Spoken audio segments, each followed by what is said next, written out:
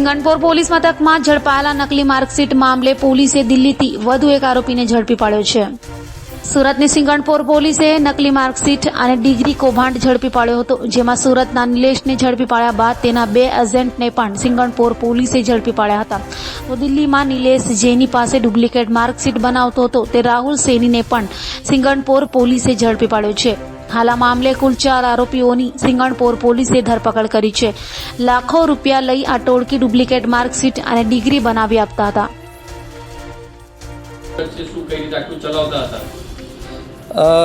આ કૌભાંડ રાષ્ટ્રવ્યાપી કૌભાંડ છે અને ધાર્યા કરતાં ઘણું મોટું કૌભાંડ છે।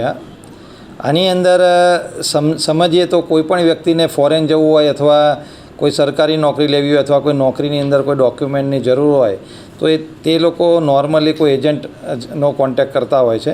આપ જાણો છો તેમ ફોરેન જવા માટે ઘણા બધા એજન્ટ્સ લોકો પોતાની ઓફિસ ખોલીને બેસતા હોય છે। તો સૌથી પહેલાં આ એક પહેલું સ્ટેજ છે કે જેમાં જેને ડોક્યુમેન્ટની જરૂર હોય તેઓ આવા એજન્ટનો કોન્ટેક્ટ કરતા હોય છે અને એજન્ટને જ્યારે ખ્યાલ આવે કે અમને કોઈ ડોક્યુમેન્ટની જરૂર છે તો એ બીજા સ્ટેજમાં અન્ય એક એજન્ટ પાસે મોકલતા હોય છે। તો હમણાં જે અગાઉ 21 તારીખે આપણે નિલેશ સાવલિયાને પકડેલો એ આ ટાઈપનો ગુજરાતનો એજન્ટ હતો, એટલે એની પાસે અલગ અલગ એજન્ટ્સ કોન્ટેક્ટમાં હતા। એમાં અમે 2 એજન્ટની ધરપકડ કરેલી છે સિલવાસાથી, જેનું નામ છે આસિફ જીવાણી અને કેતન જેઠવા। આ બંને એજન્ટ આવા જે માણસોને સર્ટિફિકેટ અથવા ડિગ્રીની જરૂર હોય એવા લોકોને આ નિલેશ સાવલિયા પાસે મોકલી આપતા। નિલેશ સાવલિયા પછી આવા માણસોનો ડેટા એ લોકોના પૈસા લઈને દિલ્હી અને હરિયાણાના 3 માણસોના નામ અત્યારે અમારી સામે આવેલા છે, જેમાં એકનું નામ છે કરણ, બીજું છે મનોજ કુમાર અને ત્રીજું છે રાહુલ સૈની। આ લોકો પાસે મોકલી આપતા હતા અને આ રાહુલ સૈની, આ 3 માણસો એવા છે કે જે લોકોને આવા નિલેશ સાવલિયા જેમ ગુજરાતમાં એજન્ટ છે એમ આખા ઇન્ડિયાની અંદર આવા ઘણા બધા એજન્ટ્સ એ લોકોના કોન્ટેક્ટમાં હતા અને આવા માણસોને આ લોકો સર્ટિફિકેટ પ્રોવાઈડ કરતા હતા।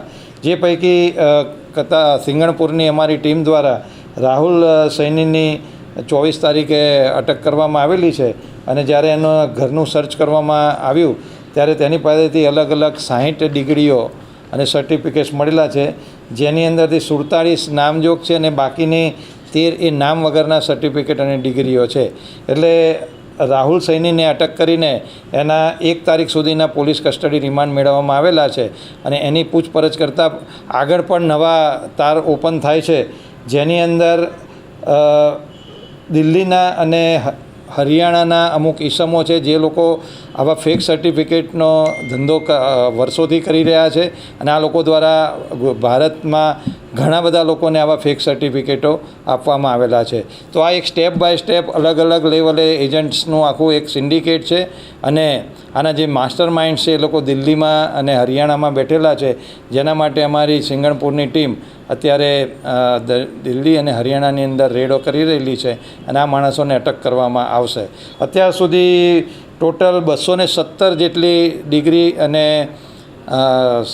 સર્ટિફિકેટ્સ સિંગણપુર પોલીસ દ્વારા જમા કરવામાં આવેલા છે અને જે લોકો આ ડિગ્રીનો ખોટો ઉપયોગ કરેલો છે એવા 2 ઈસમો છે, જેનું નામ છે દીપક પરાસર અને હાર્દિક પાટીલ, જેની સિલવાસાથી અટક કરવામાં આવેલી છે। આમ અત્યાર સુધી અમે નિલેશ સાવલિયા, આસિફ જીવાણી, કેતન જેઠવા, અમિત પરાસર, હાર્દિક પાટીલ આટલા ઈસમોની ધરપકડ કરેલી છે અને હજુ પણ આની અંદર ઘણા બધા ઈસમો ઇન્વોલ્વ હોય એવું જણાઈ આવેલ છે। એટલે અમારી ટીમો અલગ અલગ રાજ્યની અંદર આની રેડ કરી રહેલી છે।